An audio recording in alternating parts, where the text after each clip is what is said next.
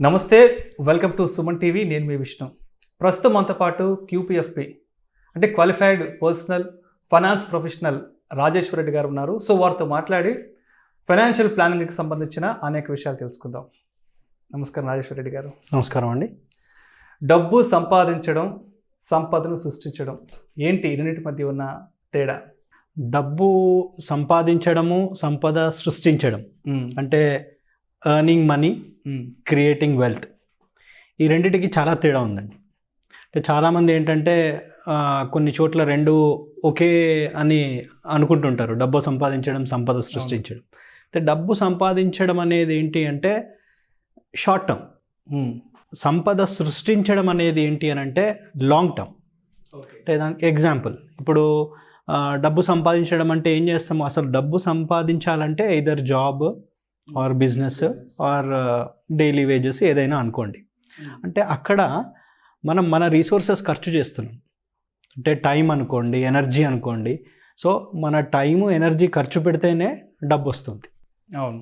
So కొంతమంది maybe hourly basis, IT employees చూస్తే out side India చూస్తే అవర్లీ బేసిస్ ఉంటుంది, ఆర్ కొన్ని వీక్లీ బేసిస్ ఉంటాయి, కొన్ని మంత్లీ ఉంటాయి.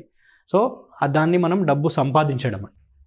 మరి వెల్త్ క్రియేట్ చేయడం అంటే సంపద సృష్టించడం ఎందుకు అని అంటే ఈ మన దగ్గర ఉన్న టైము, ఎనర్జీ ఉన్ననాలే సంపాదించగలుగుతాం. ఎప్పుడైతే ఈ టైము, ఎనర్జీ ఉండదో అప్పుడు ఏం చేయాలి? అప్పుడు అవసరాలు ఉంటాయి. అవును. అందుకనే డబ్బు, సంపదను సృష్టించాలి. సో దానికి లాంగ్ టర్మ్ ప్లానింగ్ అనేది కంపల్సరీ ఉండాలి. ఈ రెండు తేడాలండి. ఫర్ ఎగ్జాంపుల్ ఇంకొక అనాలిసిస్ చూద్దాం. డబ్బు సంపాదించడం అంటే ఎన్ని సంవత్సరాలు సంపాదించగలుగుతాం మనము? డైలీ 8 hours అనుకో. 8 hours. అవును. వర్కింగ్. సో నెల ఇంటూ ఇయర్ వేసుకుంటే ఫర్ ఎగ్జాంపుల్ ఒక 25 years ఏజ్ అతను జస్ట్ ఇప్పుడే జాబ్ స్టార్ట్ చేసి 60 ఏజ్ ఇయర్ వరకు కూడా ఎర్నింగ్ చేస్తున్నాడు అనుకుందాం. అప్పుడు మన క్యాలిక్యులేషన్స్ చేస్తే ఏమవుతుంది? Daily 8 hours into number of working days into number of years, 35 years. ఇవన్నీ క్యాలిక్యులేట్ చేసి చూడండి, అరౌండ్ 70,000 hours ఉంటుంది. 70,000 గంటలు. 70,000 గంటలు. సో 70,000 గంటలు మనము మన ఎనర్జీని, టైంని పెట్టి డబ్బు సంపాదిస్తున్నాం. దాన్ని పెంచగలుగుతామా? అంటే 60 ఏళ్ళ వరకు సంపాదిస్తూనే ఉంటాం. 70,000 గంటలు వచ్చింది. మేబీ కొంతమందికి 75, కొంతమందికి 80. బట్ ఆ టైంని ఇంక్రీజ్ చేయగలుగుతామా? చేయలేము. సో మనకు ఆ టైం అనేది లిమిటెడ్ ఉంది. బట్ వెల్త్ క్రియేషన్ అంటే సంపద సృష్టించినప్పుడు ఏమవుద్ది అని అంటే మన మనీని జనరేట్ చేస్తుంది.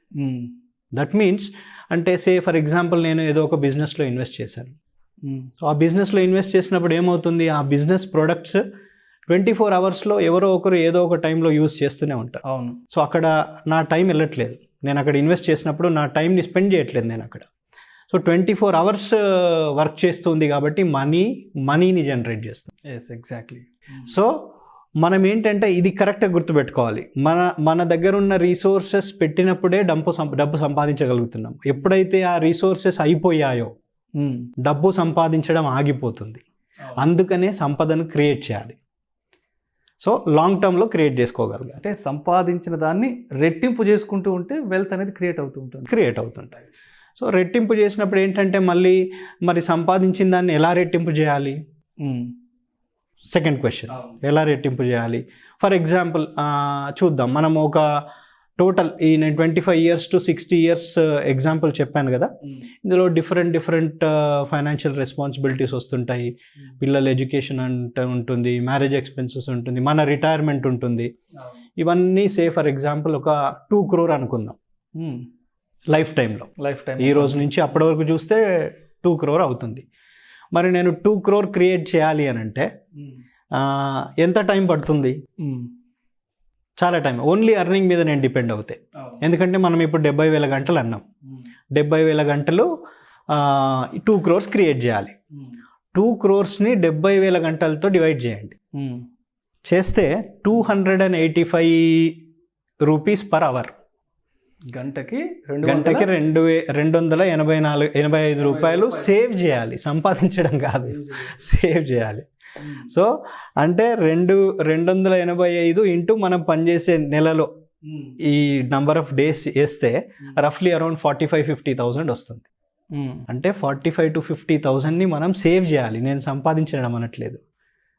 సో అందుకని ఏంటంటున్నానంటే సంపదను క్రియేట్ చేసేటప్పుడు మనము ఈ అర్నింగ్లో నుండి మనీని కొంచెం తీసి పక్కన పెట్టాలి. రైట్. అది పక్కన పెట్టకపోతే వెల్త్ క్రియేట్ అవ్వదు. ఒకటి, డబ్బు సంపాదించడంలో థ్రిల్ ఉంటుందండి. అంటే మనం సంపాదించగానే నెల కాగానే శాలరీ కాగానే అందులో ఒక థ్రిల్ ఉంటుంది. కానీ వెల్త్ క్రియేట్ చేయడంలో థ్రిల్ ఉండదు, బోర్ ఉంటుంది, boring. It's a boring journey.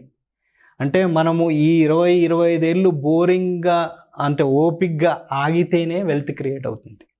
So investment should be A boring subject, A boring journey. So ఆ పేషెన్స్ ఉంటేనే వెల్త్ క్రియేట్ అవుతుంది.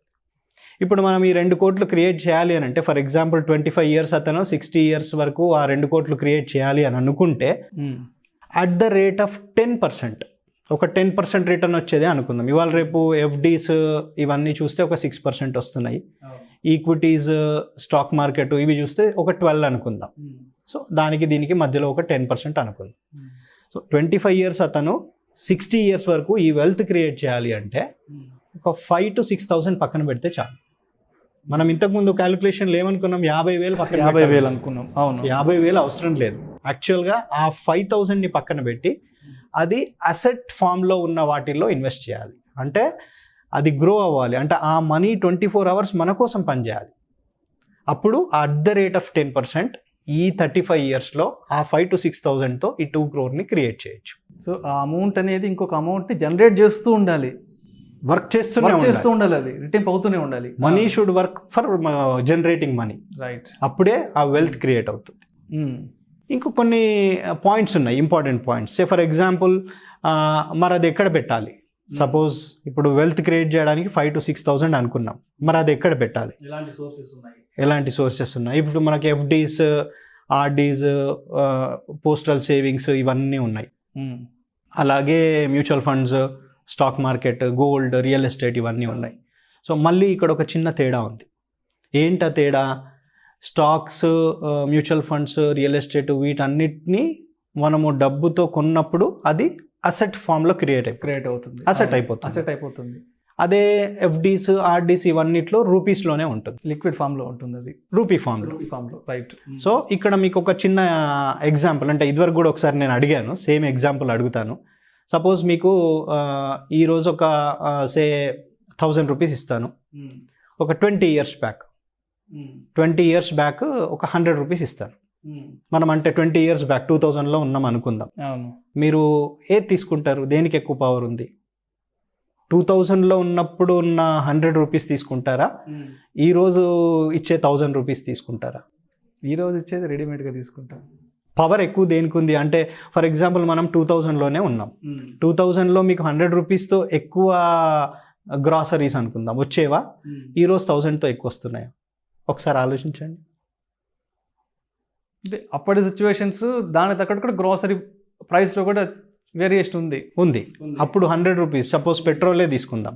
అప్పుడు 100లో ఎన్ని లీటర్స్ పెట్రోల్ వచ్చేది, ఇప్పుడు 1000లో ఎన్ని లీటర్స్ వస్తుంది? సో అంటే 2000లో ఉన్న 100కి పవర్ ఎక్కువ ఉంది, ఇట్ హ్యాస్ మోర్ పవర్. అవును. ఇప్పుడు అది 10 times పెరిగింది, కానీ దాని పవర్ తగ్గిపోయింది, క్వాలిటీ అనేది తగ్గిపోయింది. అందుకని మనం 2000లో ఉన్న 100 తీసుకుంటాం. ఎందుకంటే ఆ రోజు ఎక్కువ గ్రాసరీస్ వచ్చేవి. ఫర్ ఎగ్జాంపుల్ ఇప్పుడు ఇంకొక క్వశ్చన్ అడుగుతాను. సేమ్ 2000లో మీకు 100 grams గోల్డ్ ఇస్తాను, ఇప్పుడు 1000 grams గోల్డ్ ఇస్తాను. ఏది తీసుకుంటారు? ఏది ఎక్కువ వెయిట్ ఉంటుందో దాన్ని బట్టి. వెయిట్ అప్పుడు 100, ఇప్పుడు 1000 ఉంది, అంటే ఏది తీసుకుంటారు? వెయిట్ ఏది ఎక్కువ ఉందో అదే తీసుకుంటాను. 1000 ఇప్పుడుదే తీసుకుంటాను. సో ఇక్కడ ఒక చిన్న చేంజ్ పాయింట్ అబ్జర్వ్ చేయండి. 2000లో 100 రూపీస్ తీసుకున్నాం, అది 1000 అయినా 1000ని ప్రిఫర్ చేయట్లేదు, ఎందుకంటే 100కి ఎక్కువ పవర్ ఉంది. అవును. గోల్డ్కి వచ్చేసరికి 1000 తీసుకుంటున్నాం. అవును. ఈ 2 సిమిలారిటీస్ మనం ఇన్వెస్ట్ చేసే ఇన్స్ట్రుమెంట్స్లో చూసుకోవాలి. రైట్. ఎందుకంటే ఎఫ్డీస్, ఆర్డీస్, పోస్టలు వీటన్నింటిలో రూపీస్ మనం పెట్టినప్పుడు రూపీస్ ఫామ్లోనే ఉంటుంది. అదే రిటర్న్స్కి ఇక్కడ ఈ అసెట్ ఫామ్లోకి వచ్చేసరికి గోల్డ్ అనుకోండి, రియల్ ఎస్టేట్, గోల్డ్ కొంటే ఏమవుద్ది, మీరు ఇన్వెస్ట్ చేయగానే అది గ్రామ్స్ కింద కన్వర్ట్ అయిపోతుంది. అవును. స్టాక్స్ కొంటే ఏమవుతుంది, నంబర్ ఆఫ్ స్టాక్స్ అయిపోతుంది. మ్యూచువల్ ఫండ్లో ఏమవుతుంది, నంబర్ ఆఫ్ యూనిట్స్ అయిపోతుంది. సో అసెట్లోకి వెళ్తుంది. సో నేను ఈ చెప్పిన 5,000 to 6,000 2 crore క్రియేట్ చేయడానికి మనం అదే ఎఫ్డీలో పెట్టుకుంటూ వెళ్తే దానికి వాల్యూ ఉండదు, తగ్గిపోతుంది. కాబట్టి అసెట్ ఫామ్లో పెట్టుకోవాలి. ఇంకొక పాయింట్, వెల్త్ క్రియేట్ చేయడానికి ఒక పాయింట్ ఏమనుకున్నాం మనము, అసెట్ ఫామ్లో పెట్టాలి. సెకండ్ పాయింట్ ఏంటంటే దాన్ని డైలీ చూడొద్దు.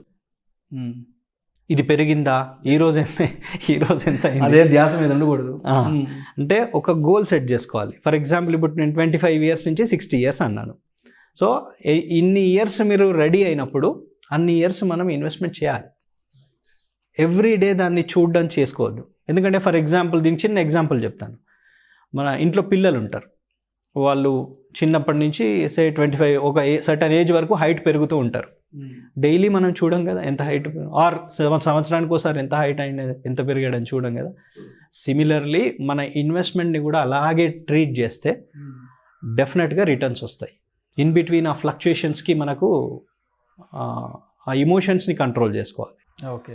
Fear, greed. సో ఈ 2-3 పాయింట్స్ ఫాలో అవుతే లాంగ్ టర్మ్లో వెల్త్ని క్రియేట్ చేయొచ్చు. సో డబ్బు సంపాదించడం, వెల్త్ క్రియేట్ చేయడం రెండు కంప్లీట్లీ డిఫరెంట్ థింగ్స్.